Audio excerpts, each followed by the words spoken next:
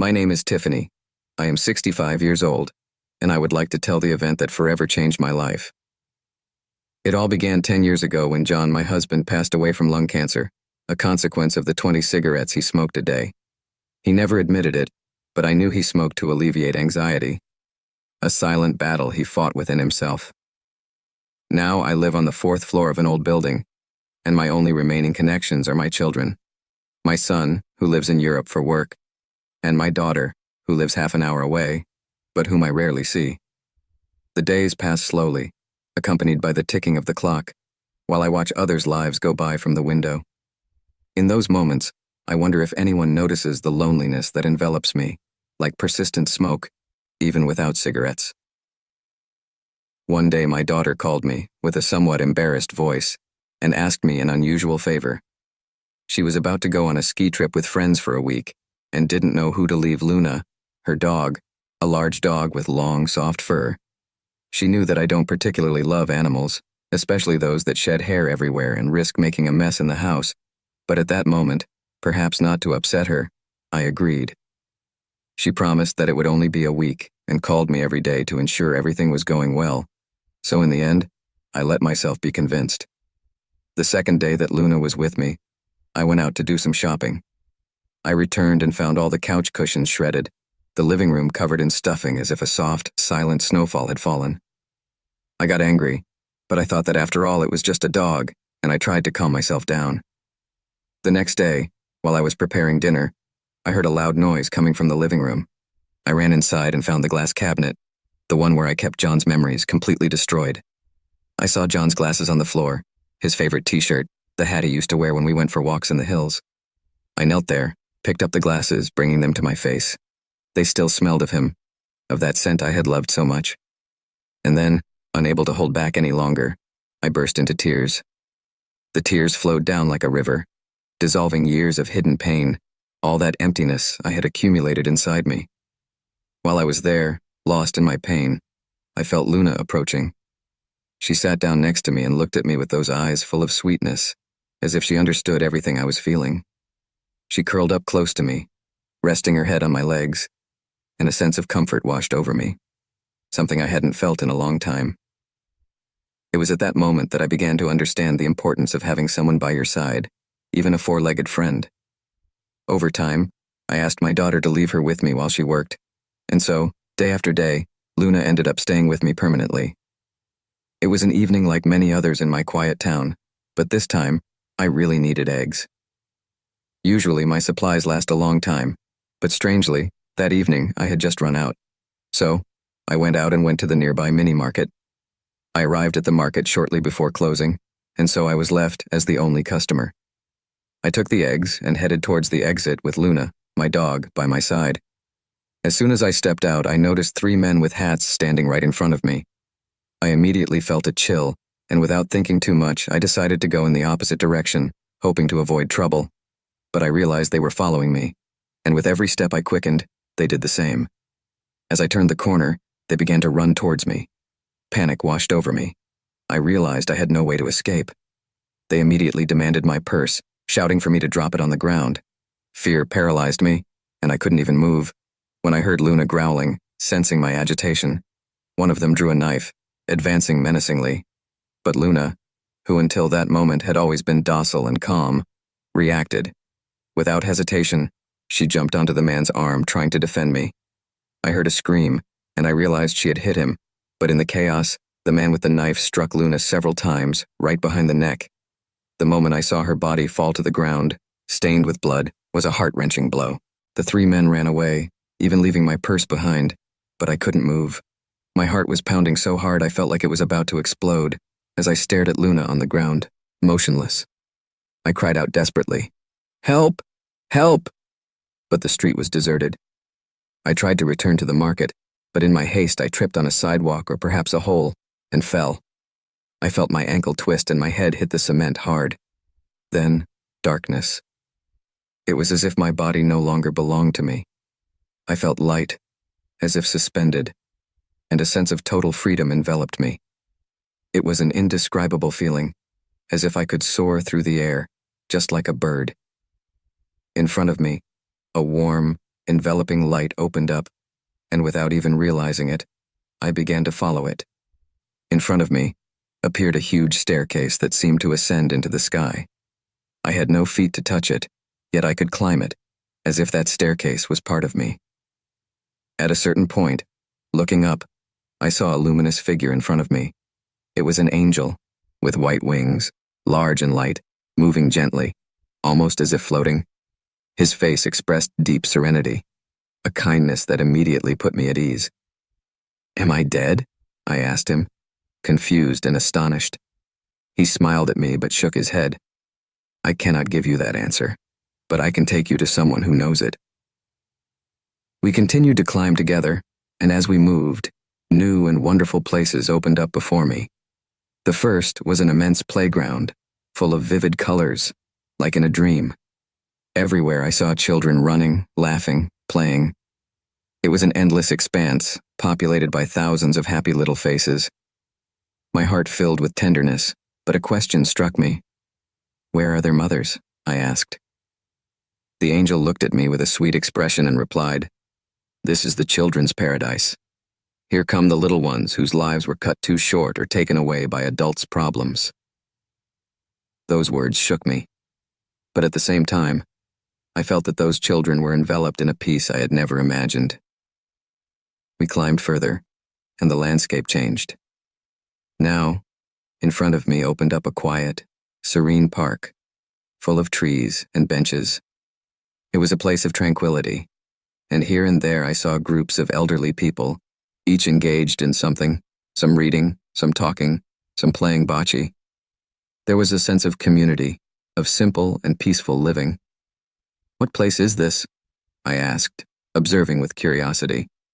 "This is the place where the souls of the elderly find rest and companionship," the angel replied.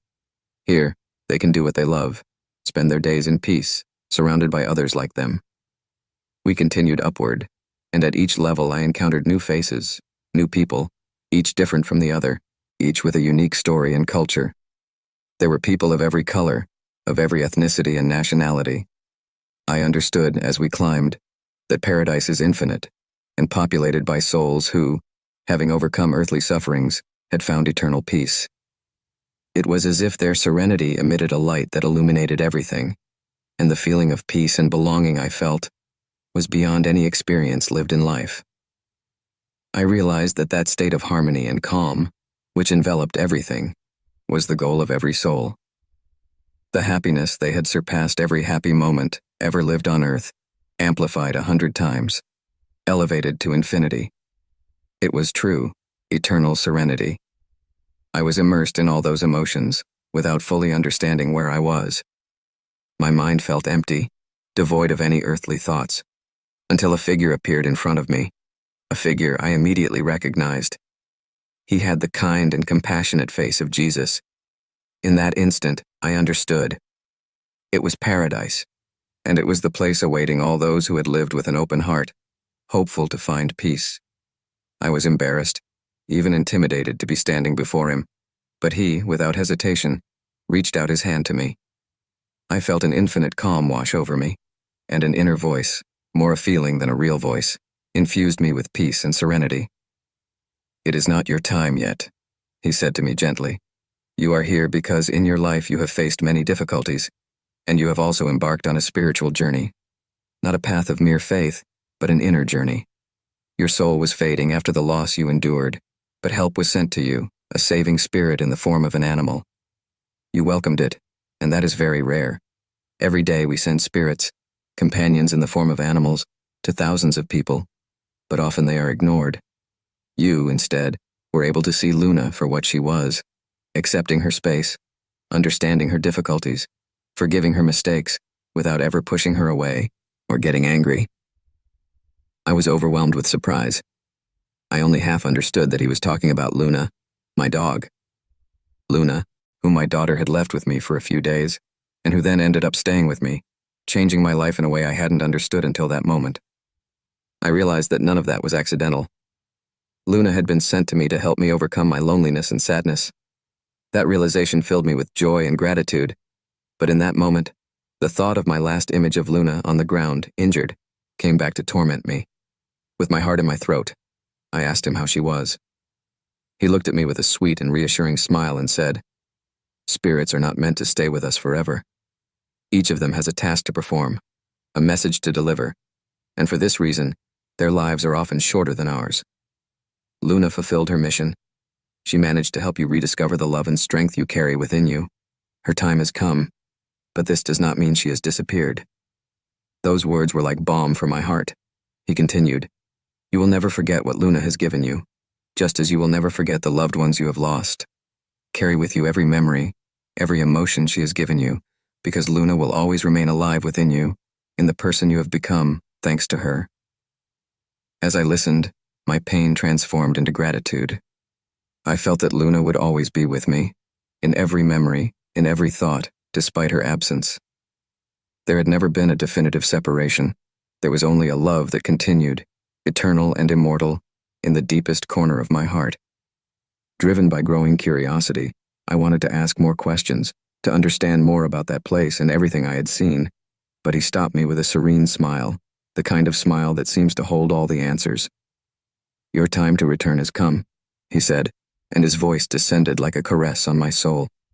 "Just know that what you have seen is what awaits you, because your heart is a fertile land, ready to welcome faith and serenity. It is not difficult to reach paradise," he continued. "The important thing is to follow what the heart tells us, to do good to those around us, and above all, to always be ready to repent for the mistakes we have made. This is the true purity that is needed." A new feeling washed over me, a deep calm, almost as if all the pain, losses, and fears of my life had finally dissolved. I felt a force calling me back, a sweet current bringing me back to life, but his words remained alive inside me, like a freshly planted seed ready to sprout. Those words were simple and powerful, and as I tried to respond to him, he preempted me, with a voice that seemed capable of dissolving every fear. "Do not fear. One day you will see your Luna again, here, in this paradise that will be your home. Your dwelling awaits you," he said, pointing me beyond a hill. There, immersed in the greenery, I saw a wooden little house, simple and welcoming, exactly as I had always dreamed but never been able to realize. It was a house that seemed to come out of my most intimate thoughts, and just looking at it, I felt a familiar warmth, as if my soul recognized that place. "That will be your eternal dwelling," he continued. "Every detail reflects your dreams and hopes, because the life you lived was a journey that prepared you for this, to return home. Here, no desire will remain unexpressed." Then, gently, he concluded, "You will find here all your loved ones, and Luna will be there, waiting for you, to accompany you forever. She will always be by your side." Those were his last words, an echo of peace that enveloped me, and as his figure dissolved into the light, I felt an enveloping and pure energy gently bringing me downward, a call that was bringing me back to my life. Darkness fell around me, but the warmth of that place, the promise of that house and of that eternal love, remained with me, like a beacon, an unshakable certainty.